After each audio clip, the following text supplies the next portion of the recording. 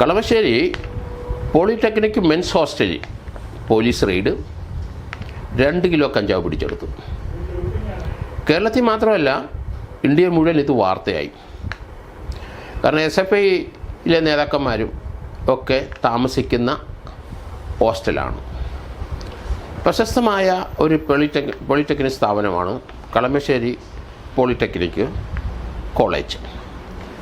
പഴയ കേരളത്തിലെ ആദ്യത്തെ മന്ത്രിസഭയിലെ EMS മന്ത്രിസഭയിലെ വിദ്യാഭ്യാസ മന്ത്രിയായിരുന്ന പ്രൊഫസർ ജോസഫ് മുണ്ടശ്ശേരിയാണ് അത് ഉദ്ഘാടനം ചെയ്തത്. ആ ഹോസ്റ്റലിൽ അദ്ദേഹത്തിൻ്റെ പേരെഴുതി വച്ചിട്ടുണ്ട്. ഇവിടെ നിന്നാണ് പോലീസ് ഇപ്പോൾ 2 കിലോ കഞ്ചാവ് 10 ഗ്രാം വെച്ച് ചെറിയ ചെറിയ പൊതികളാക്കിയതും അതാക്കിക്കൊണ്ടിരിക്കുന്ന സന്ദർഭത്തിൽ പോലീസ് അവിടെ റെയ്ഡ് ചെയ്തു. ആ കഞ്ചാവ് പിടിച്ചെടുത്തു. 3 കുട്ടികളെ അറസ്റ്റ് ചെയ്യുകയും ചെയ്തു. ഇത് വ്യാപകമായ കഞ്ചാവ് വിൽക്കുന്ന ഒരു ഏരിയയായിട്ട് മാറിയിരിക്കുകയാണ് കളമശ്ശേരി ഹോസ്റ്റൽ. വളരെ പ്രശസ്തമായ പോളിടെക്നിക് കോളേജാണ്. ഹോസ്റ്റലും വളരെ പ്രശസ്തമാണ്. ഇന്നത്തെ സമൂഹത്തിൽ അറിയപ്പെടുന്ന പലരും അവിടെ പഠിച്ചവരാണ്. പാരമ്പര്യമുള്ള ഒരു ഹോസ്റ്റലാണ്. അവിടുത്തെ 3 വിദ്യാർത്ഥി നേതാക്കളുടെ മുറിയിൽ നിന്നാണ് ഇവ പിടിച്ചെടുത്തത്. 2 ആഴ്ച മുമ്പ് മുതൽ ചില വിവരങ്ങൾ പോലീസിന് ലഭിച്ചുകൊണ്ടിരുന്നു. ഹോളി ആഘോഷങ്ങളനുബന്ധിച്ച് അവിടെ വലിയ ആഘോഷങ്ങൾ തിമിർത്താടാനായിട്ട് വേണ്ടി കുറേയധികം സാധനങ്ങൾ സ്റ്റോക്ക് ചെയ്തു. അത് എവിടുന്നാണ് അത് എത്തിച്ചതെന്ന് ഇനി പോലീസ് കണ്ടെത്തണം. ഇപ്പം രാജാക്കാട് നിന്നാണ് കഞ്ചാവ് വന്നതെന്ന് പറയുന്നുണ്ട്. അതുപോലെ തന്നെ ഒരു വടക്കേന്ത്യക്കാരനും സപ്ലൈ ചെയ്യുന്ന ആളുണ്ടെന്ന് പറയുന്നു. ഇതൊരു വലിയ ശൃംഖലയാണ്. കാരണം അത് ഹോസ്റ്റലുകളിൽ തന്നെയാണ് ഇത് കൊടുക്കുന്നത്. അതിൻ്റെ ഒരു ശൃംഖലയുടെ ഭാഗം തന്നെയായിരിക്കും കോട്ടയത്തെ നഴ്സിംഗ് ഹോം. നമ്മൾ കണ്ടല്ലോ, അവിടെ 6 പേരെ അവിടെ സസ്പെൻഡ് ചെയ്തതും മറ്റ് റാഗിങ്ങിൻ്റെ പേര് ജൂനിയർ കുട്ടികൾ ഉപദ്രവിക്കുന്നതും അതെല്ലാം ഡ്രഗ്സും കഞ്ചാവും അടിച്ചിട്ട് തന്നെയാണ്. കോളേജുകളിലും അതുപോലെ തന്നെ ഹൈസ്കൂളുകളൊക്കെ ഡ്രഗ്സ് നമ്മൾ കുറേ നാളുകളായി പറഞ്ഞുകൊണ്ടിരിക്കുന്നു, ഡ്രഗ്സിൻ്റെ അതിപ്രസരം. പക്ഷേ അവിടങ്ങളിൽ തുടക്കത്തിലെ കഞ്ചാവാണ് വിറ്റ് വരുന്നത്. കഞ്ചാവ് അല്പം അടിച്ചാൽ പഠിത്തം കാര്യമായിട്ട് നടക്കുമെന്നും വലിയ ഇമാജിനേഷൻ കൂടുമെന്നും ബുദ്ധി കൂടുമെന്നൊക്കെ പിള്ളേരെ തെറ്റിദ്ധരിപ്പിച്ച് ഇതങ്ങനെ വിൽപ്പന നടക്കുകയാണ്. അതിൻ്റെ കാരണം കൊണ്ട് തന്നെയാണ് കേരളത്തിലെ കഴിഞ്ഞ 10-30 വർഷമായിട്ട് ക്യാമ്പസുകളിലുള്ള വയലൻസ്. ഇത് പല സന്ദർഭത്തിലും ഞാൻ ഉൾപ്പെടെയുള്ള ആൾക്കാർ പറഞ്ഞിട്ടുണ്ടെങ്കിലും അതൊക്കെ രാഷ്ട്രീയത്തിൻ്റെ മേമ്പൊടി ഉള്ളത് കൊണ്ട് ആ കോളേജിലും ഹോസ്റ്റലുകളിലുമൊക്കെ അവിടുത്തെ സാറുമാരും പ്രിൻസിപ്പളും ഒക്കെ ഉൾപ്പെടെ ഇത് അറിഞ്ഞിട്ടും അതിന് നടപടി എടുക്കാതെ മുന്നോട്ട് പോയിക്കൊണ്ടിരിക്കുകയാണ്. ഇവർക്കെല്ലാം കുട്ടികളെ ഭയമാണ്. ഇവിടെ ഒന്നും പോലീസ് കയറില്ല എന്നാണ് ധരിച്ചിരിക്കുന്നത്.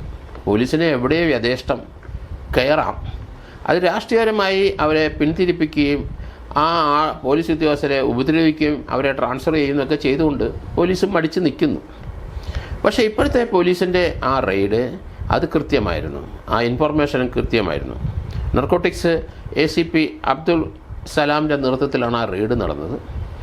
അവരുടെ ഇൻഫർമേഷൻ കറക്റ്റായിരുന്നു. അതുകൊണ്ടാണ് ഇത്രയും വലിയൊരു ക്വാണ്ടിറ്റി തന്നെ നമുക്ക് ലഭിച്ചത്. കോളേജിൽ അല്ലെങ്കിൽ സ്കൂളിൽ ക്യാമ്പസിലൊക്കെ 5 ഗ്രാം 10 ഗ്രാം കഞ്ചാവ് കുട്ടികൾ വലിക്കുന്നതിന് ചില വിദ്യാർത്ഥികൾ കൊണ്ടുവരുന്നു അല്ലെങ്കിൽ വിൽക്കപ്പെടുന്നു എന്നൊക്കെയാണ് നമ്മൾ ധരിച്ചിരുന്നത്. പക്ഷേ ലാർജ് സ്കെയിലിൽ കൊമേഴ്സ്യൽ ക്വാണ്ടിറ്റിയാണ് ഇപ്പം പിടിച്ചത്. ഇത് വലിയ ഒരു വാർത്ത തന്നെയാണ്. കാരണം നമ്മുടെ കുട്ടികൾ എങ്ങനെയാണ് പണം ഉണ്ടാക്കുന്നത്, ഈ പാർട്ടിക്കാരുടെ ശിങ്കിടികളായി നടക്കുന്ന ഈ യുവജന സംഘടനകളൊക്കെ പണം യഥേഷ്ടം ഉണ്ടാക്കുന്ന വഴിയിലൊന്ന് തന്നെയാണ് ഈ ഡ്രഗ്സ് അല്ലെങ്കിൽ കഞ്ചാവ്. കോളേജിലെ എല്ലാ രാഷ്ട്രീയവും വയലൻസ് ആകുന്നതിൻ്റെ കാരണം അത്. ആഘോഷങ്ങൾ കോളേജിലും അതുപോലെ സ്കൂളുകളിലും നിർത്തിവെക്കാനായിട്ട് ഗവൺമെൻറ് ഉത്തരവിടണം. ഒരാഘോഷവും ഒരു കോളേജിലും ഒരു സ്കൂളിലും പാടില്ല. ഇതൊക്കെ കുട്ടികളുടെ മാനസിക വളർച്ചയ്ക്ക് ആവശ്യമായ ഘടകമാണെന്നൊക്കെ ബുദ്ധിജീവികളും അതുപോലെ ഗവൺമെൻറ്റും ഒക്കെ പറയുന്നുണ്ടെങ്കിലും അതിൻ്റെ ഫലം എന്താണെന്ന് ഇപ്പോൾ എല്ലാവർക്കും മനസ്സിലായി. കേരളത്തിലെ സമൂഹത്തിനെ നശിപ്പിച്ചു, വിദ്യാർത്ഥികളെ നശിപ്പിച്ചു. ഇങ്ങനെയുള്ള ചിന്തകന്മാർ ഇതൊക്കെ പറഞ്ഞ് പ്രചരിപ്പിച്ചെങ്കിലും യഥാർത്ഥത്തിൽ എന്താണ് അടിത്തറയിൽ ഉണ്ടായതെന്ന് ഇപ്പം വ്യക്തമായി. ഇതെല്ലാ കോളേജിലും പോലീസ് റെയ്ഡ് ചെയ്യണം.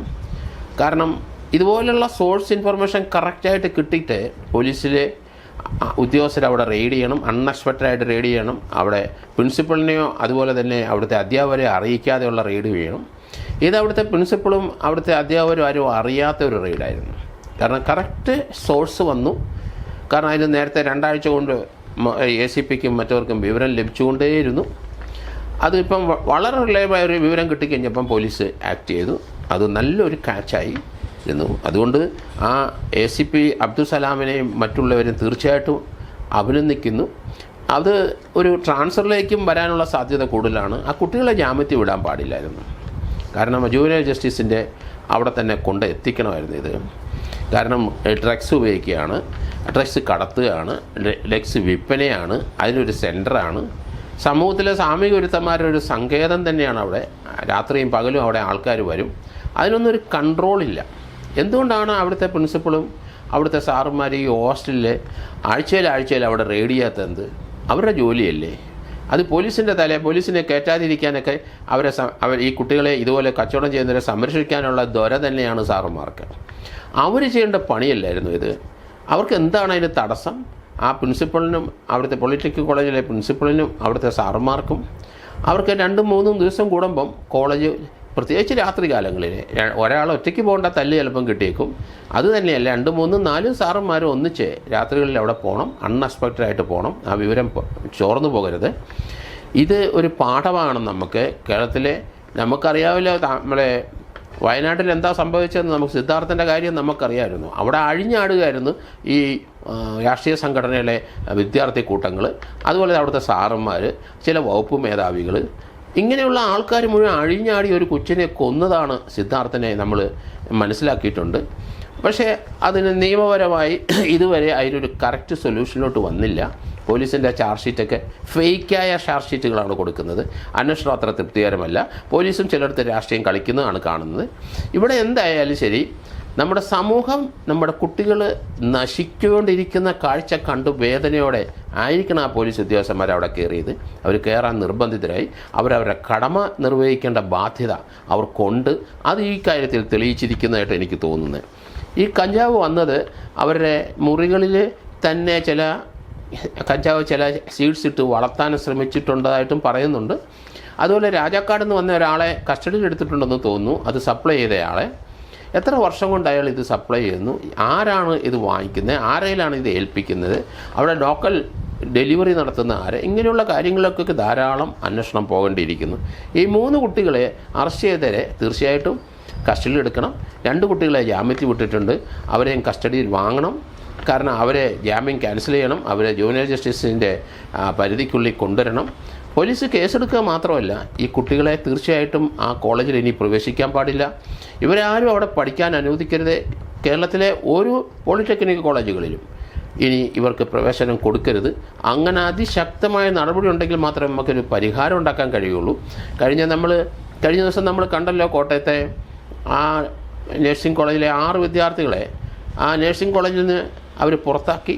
കേരളത്തിലെ ഒരു നഴ്സിംഗ് കോളേജിൽ അവരെ പഠിപ്പിക്കില്ല എന്നൊരു തീരുമാനം ഗവൺമെൻറ് എടുത്തിരിക്കുന്നത് നല്ല കാര്യം. ഇവിടെ ആ രീതിയിൽ തന്നെ വേണം. ഡ്രഗ്സും കഞ്ചാവും ആയിട്ട് പിടിക്കുന്ന കുട്ടികളെ കോളേജിൽ നിന്ന് തീർച്ചയായിട്ടും അവരെ ഡീബാർ ചെയ്യണം. അവരെ പഠിപ്പിക്കാൻ കേരളം അനുവദിക്കാൻ പാടില്ല. സമൂഹത്തെ കാർന്നിരുന്ന ആ ക്യാൻസറിനെ റിമൂവ് ചെയ്തേ പറ്റുള്ളൂ. അതുകൊണ്ടാണ് ഞാൻ പറയുന്നത്, അതിനകത്ത് ഒരു സൈക്യാട്രിയുടെയും സൈക്കോളജിസ്റ്റിൻ്റെ അഡ്വൈസ് സ്വീകരിക്കാൻ പാടില്ല. ഈ ക്രിമിനലായിട്ട് വന്നിരിക്കുന്ന ഇവരെ നമ്മൾ തീർച്ചയായിട്ടും റിമൂവ് ചെയ്യണം, നശിപ്പിച്ചേ പറ്റുള്ളൂ. കേരളത്തിലെ അവർ ക്രിമിനലായിക്കോട്ടെ, ക്രിമിനലിന് നമുക്ക് സ്ഥാനം നമ്മുടെ പൂജപ്പുരയിലുണ്ട്. അവർക്ക് ആ രീതി വളർന്നോട്ടെ. അല്ലാതെ അവരെ നന്നാക്കിയെടുത്ത് സമൂഹത്തിനെ, ഇവരാരും നന്നാകാനും പോകുന്നില്ല. സമൂഹത്തിന് അവരെ കൊണ്ടൊരു പ്രയോജനവുമില്ല. സമൂഹത്തിന് തീർച്ചയായിട്ടും തലവേദന തന്നെ. അതിവിടെ പഠിച്ചാലും ശരി, പഠിച്ചില്ലെങ്കിലും തലവേദന തന്നെ. അതുകൊണ്ട് അങ്ങനെയുള്ള കുട്ടികളെ പുറത്താക്കിയിരിക്കണം. അതിന് യാതൊരു നമ്മൾ ദയ ആ കാര്യത്തിൽ കാണിക്കരുത്. അവരുടെ മാതാപിതാക്കൾ ക്ഷമിക്കണം. കാരണം നിങ്ങളുടെ കഴിവ് കുറവുകൊണ്ട് തന്നെയാണ് ഈ കുട്ടികൾ കഞ്ചാവ് വയ്ക്കാൻ വന്നത്. അതുകൊണ്ട് മാതാപിതാക്കളെയും കുറ്റപ്പെടുത്താതിരിക്കാൻ കഴിയില്ല.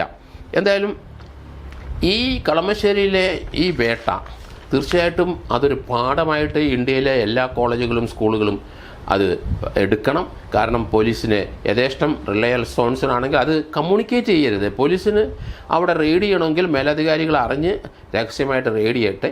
അവിടുത്തെ പ്രിൻസിപ്പളിനെ അവിടുത്തെ സ്റ്റാഫിനെ അറിയിക്കരുത്. കാരണം പല കേസിലും അവർക്കും പങ്കുണ്ട്, അവരൊക്കെ മനസ്സറിവുണ്ട്. അവരത് ചോർത്തി കൊടുക്കും. അവരുടെ സ്ഥാപനത്തിൻ്റെ പേര് നഷ്ടപ്പെടും എന്ന് കരുതി അവർ ചോർത്തി കൊടുക്കുന്നവരാണ്. കാരണം ഇവിടെ ആരും അങ്ങനെ സ്ഥാപനത്തിൻ്റെ പേരും നഷ്ടപ്പെടാൻ പോകുന്നില്ല. കാരണം ഇങ്ങനെയുള്ള പുഴുക്കുത്തിനെ വെളിയിലാക്കിയെങ്കിൽ മാത്രമേ സ്ഥാപനം മുന്നോട്ട് പോവുകയുള്ളൂ. അതുകൊണ്ട് ഇങ്ങനെയുള്ള വിദ്യാഭ്യാസ സ്ഥാപനത്തിൽ നിന്ന് ആരെങ്കിലും ഈ ചോർത്തി കൊടുക്കാൻ ശ്രമിക്കുന്നുണ്ടെങ്കിൽ അവരെ കൂടെ പുറത്താക്കാനുള്ള നടപടി പോലീസ് എടുക്കണം, ഡിപ്പാർട്ട്മെൻറ്റ് എടുക്കണം എന്നാണ് എൻ്റെ വ്യക്തമായ അഭിപ്രായം. അത് തന്നെയല്ല, ഇവിടുത്തെ റെയ്ഡിനിടയ്ക്ക് ചില പ്രത്യേകതകൾ നമ്മൾ കണ്ടു.